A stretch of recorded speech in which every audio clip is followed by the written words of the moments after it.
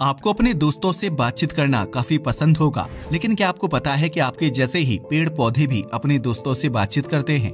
भले ही आप हमारा विश्वास ना करें, लेकिन हमारे पास इसके प्रूफ के रूप में एक वीडियो भी है। ये वीडियो हमने नहीं बल्कि जापान के टॉप वैज्ञानिकों ने रिकॉर्ड किया है।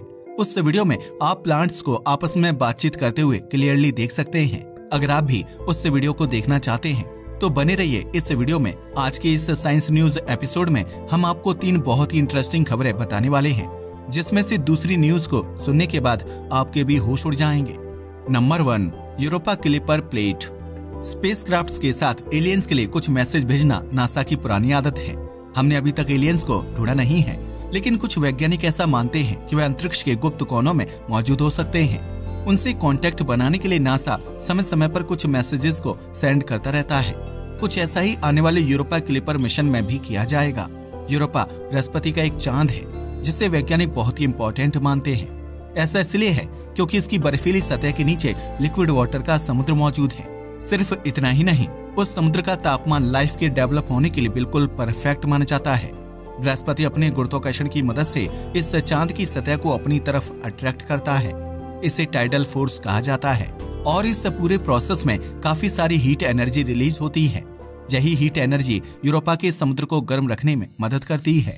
यूरोपा क्लिपर मिशन इन्हीं समुद्रों को एक्सप्लोर करने के लिए लॉन्च किया जा रहा है। इस स्पेसक्राफ्ट का मेन गोल चांद की सतह को स्टडी करना होगा। वहां मौजूद बर्फ की मोटाई को नापना, वाइब्रेशंस के थ्रू चांद के इंटरनल स्ट्रक्चर को स्टडी करना और यूरोपा के समुद्र में जीवन की तलाश करना इस मिशन के सेकेंडरी गोल होंगे। इस स्पेसक्राफ्ट के साथ नासा एक प्लेट को भी लॉन्च कर रहा है, जो एलियंस को ध्यान में रखते हुए डिजाइन की गई है।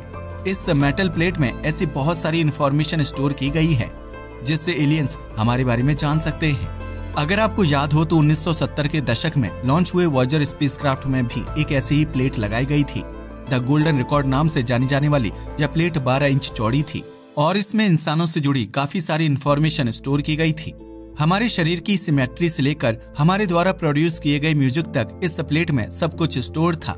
शुरुआत में कई लोग इस प्लेट को लॉन्च करने की अंगेस्ट में थे, क्योंकि उनका मानना था कि अगर सच में यह प्लेट किसी एलियन को मिल गई तो वह हम इंसानों तक आसानी से पहुंच जाएंगे। हम नहीं जानते कि उनका नेचर कैसा होगा और वो हमारे लिए सेफ होंगे भी या नहीं। अगर उनके पास हमसे भी पावरफुल टेक्नोलॉजी हुई तो शायद वो हम पर रूल करने की कोशिश कर सकते हैं और इसका रिजल्ट हम इंसानों के लिए काफी घातक होगा। खैर, वॉयेजर्स को लॉन्च हुए ऑलमोस्ट 50 साल हो चुके हैं और आज तक हमें एलियंस की तरफ से कोई भी मैसेज नहीं मिला है। यूरोपा क्लिपर प्लेट में वाटर शब्द को 103 अलग अलग भाषाओं में लिखा गया है। ऐसा इसलिए है क्योंकि इस मिशन का मुख्य मकसद यूरोपा पर पानी को कन्फर्म करना है। इसके अलावा इस प्लेट पर कई फैमिलीज की वॉइस रिकॉर्डिंग वेव्स को कार्व किया गया है। इस प्लेट की पिछली साइड पर एक पोयम को भी लिखा गया है, जो ओरिजिनली एडा लिमोन नाम के पोइट द्वारा लिखी गई थी।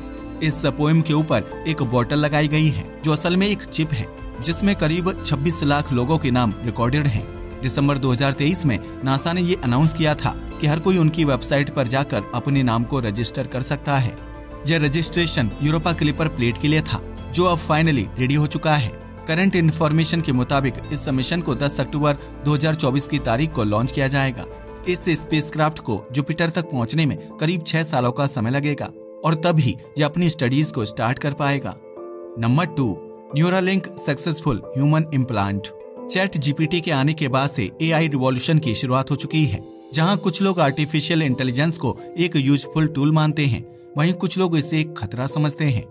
आर्टिफिशियल इंटेलिजेंस को ट्रेन करने में बहुत कम समय लगता है, जिस चीज को समझने में इंसानों को सालों का समय लग जाता है। वह चीज आर्टिफिशियल इंटेलिजेंस मात्र कुछ मिनटों में समझ लेता है। वैज्ञानिक कई दशकों से इस बात पर डिबेट कर रहे हैं कि एआई आगे चलकर हमारे लिए खतरा बन सकती है या नहीं।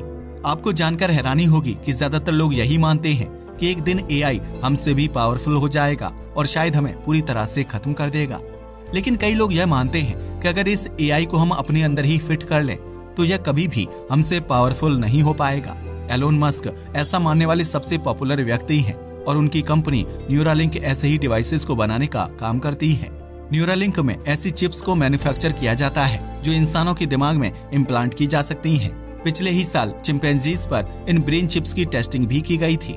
चिप्स लगने के बाद उन चिंपैंजीज में कंप्यूटर गेम खेलने की इंटेलिजेंस आ गई थी, जो काफी हैरानी वाली बात है। चिंपैंजी से आगे बढ़कर अगला टेस्ट इंसानों पर होना था, जो पिछले ही हफ्ते किया गया।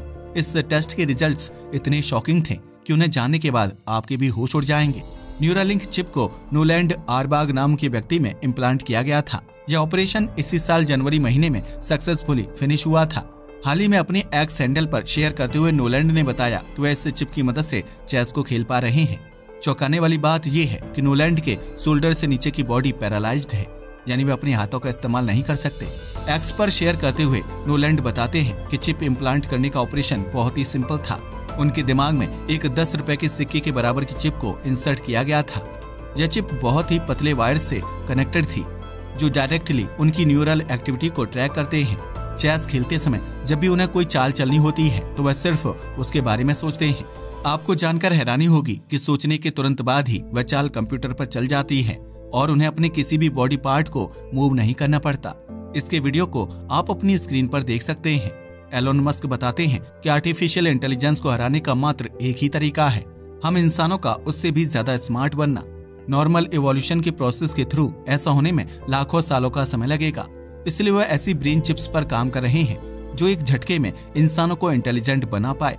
फिलहाल यह टेक्नोलॉजी अपनी टेस्टिंग स्टेज में है। नोलैंड बताते हैं कि कई बार उनके द्वारा सोची गई चालें कंप्यूटर पर शो नहीं होती। ऐसा इसलिए है क्योंकि अभी यह टेक्नोलॉजी बहुत ही नई है। लेकिन नोलैंड के इस इम्प्लांट के बाद ऐसे कई डिसेबल लोग हैं जो न्यूरालिंक को ट्राई करना चाहते हैं। दरअसल इस कंपनी का पहला मकसद ही डिसेबल लोगों की हेल्प करना है, ताकि वह सिर्फ अपने दिमाग का इस्तेमाल करके अपनी पैरालाइज्ड अंगों को चला पाए। इस टेक्नोलॉजी को होमो ड्यूस नाम की एक किताब में बहुत ही अच्छे से डिफाइन किया गया है। इस किताब के राइटर युवाल नोहा बताते हैं कि इन ब्रेन चिप्स का इस्तेमाल करके हम कॉम्प्लेक्स चीजों को बहुत कम समय में सीख सकते हैं। आज अगर आपको कोई लैंग्वेज सीखनी है तो उसकी कंप्लीट अंडरस्टैंडिंग में करीब 2 से 5 सालों का समय लगता है। वहीं इस ब्रेन चिप टेक्नोलॉजी के जरिए यह मात्र एक ऑपरेशन के जरिए किया जा सकता है। कुछ वैज्ञानिक बताते हैं कि इंसानी बॉडी को टेक्नोलॉजी के साथ कनेक्ट करने से हम धीरे धीरे साइबर्ग्स बन जाएंगे। साइबर्ग्स इंसानों और रोबोट्स के मिक्सचर से बने क्रिएचर्स को कहते हैं। खैर जो भी हो, न्यूरालिंक की यह सक्सेसफुल ह्यूमन टेस्टिंग हम इंसानों के लिए एक बहुत बड़ा टर्निंग पॉइंट हो सकती है। यह भले ही सुनने में एक साइंस फिक्शन मूवी का प्लॉट लगे, लेकिन अब यह चीजें असलियत में हो रही हैं। वैसे इस चिप इम्प्लांट के बारे में आपकी क्या राय है, हमें नीचे कमेंट करके जरूर बताइएगा। Number 3, scientists found evidence of plant talking. हम सबके घरों के गमलों में पेड़ पौधे होते हैं। वैसे तो यह हमेशा एक ही जगह पर रहते हैं और कोई मूवमेंट नहीं करते, लेकिन फिर भी इन्हें लिविंग बीइंग कंसीडर किया जाता है। ऐसा इसलिए है क्योंकि इनके अंदर ऐसी केमिकल एक्टिविटीज होती है जो सिर्फ लिविंग बीइंग्स के द्वारा ही की जा सकती है, जैसे सांस लेना और खाना बनाना। पेड़ पौधे अपने वातावरण से कार्बन डाइऑक्साइड गैस को ऑब्जर्व करते हैं और बदले में ऑक्सीजन गैस को रिलीज करते हैं। सिर्फ इतना ही नहीं, यह सनलाइट, न्यूट्रिएंट्स और पानी का इस्तेमाल करके खाना भी बनाते हैं। इस प्रक्रिया को फोटोसिंथेसिस कहा जाता है। आपने इन सभी चीजों के बारे में अपनी छोटी क्लासेस में ऑलरेडी पढ़ा होगा, लेकिन क्या आपको पता है कि खाना बनाने और सांस लेने के अलावा पेड़ पौधे एक दूसरे से बातचीत भी करते हैं? यह सुनने में भले ही अनबिलीवेबल लगे, लेकिन साइंटिस्ट्स रिसेंटली इस बात को कंफर्म कर चुके हैं। पहले यह माना जाता था कि पेड़ पौधे साइलेंट क्रिएचर्स होते हैं, यानी यह किसी भी तरह का कम्युनिकेशन नहीं करते। इन सिग्नल्स को वोलेटाइल ऑर्गेनिक कंपाउंड्स कहा जाता है। इन वोलेटाइल ऑर्गेनिक कंपाउंड्स की मदद से प्लांट्स पानी की कमी और उनसे होने वाली बीमारियों से जुड़ी इंफॉर्मेशन ट्रांसफर करते हैं। इन सिग्नल्स को ट्रांसफर करने के लिए वह हवा में मौजूद पार्टिकल्स का इस्तेमाल करते हैं, जो एक बहुत ही इंटरेस्टिंग चीज है। वैज्ञानिक प्लांट्स के इस कम्युनिकेशन मेथड के बारे में कई सालों से जानते थे, लेकिन उनके पास इसका कोई भी एक्सपेरिमेंटल प्रूफ नहीं था। लेकिन कुछ ही हफ्तों पहले जापान के कुछ वैज्ञानिकों ने प्लांट्स के कम्युनिकेट करने की एक रियल टाइम फुटेज को रिकॉर्ड किया। वीडियो में दिख रहा ब्राइट ग्रीन कलर असल में वह सिग्नल्स हैं जो प्लांट्स एक दूसरे के साथ शेयर करते हैं। वैज्ञानिकों ने इस फुटेज को रिकॉर्ड करने के लिए एराबिडोप्सिस नाम के एक प्लांट को जेनेटिकली इंजीनियर किया था। इस प्लांट में मौजूद प्रोटीन को मॉडिफाई करके उन्होंने इसे फ्लोरोसेंट बना दिया। अब जब भी इस प्लांट में कैल्शियम आयंस की मूवमेंट होती है तो वह ग्रीन कलर में चमकने लगते हैं। अगर आपको नहीं पता तो बता दूं कि प्लांट्स की ग्रोथ और डिफेंस के पीछे कैल्शियम आयंस का ही हाथ होता है। यह बिल्कुल एक पोस्टमैन की तरह सिग्नल्स को एक जगह से दूसरी जगह ट्रांसफर करने का काम करते हैं। इस स्टडी के बाद यह साबित हो चुका है कि इंसानों की ही तरह पेड़ पौधे भी आपस में बातचीत कर सकते हैं। भले ही यह बातचीत शब्दों में ना हो, लेकिन यह प्लांट्स के एक्टिव लिविंग बीइंग होने का सबसे सॉलिड प्रूफ है। तो ये थी पिछले कुछ दिनों की सबसे इम्पोर्टेंट और इंटरेस्टिंग साइंस न्यूज। आपको इनमें से सबसे अच्छी न्यूज कौन सी लगी, हमें नीचे कमेंट करके जरूर बताइएगा। आज की इस वीडियो के लिए बस इतना ही। धन्यवाद।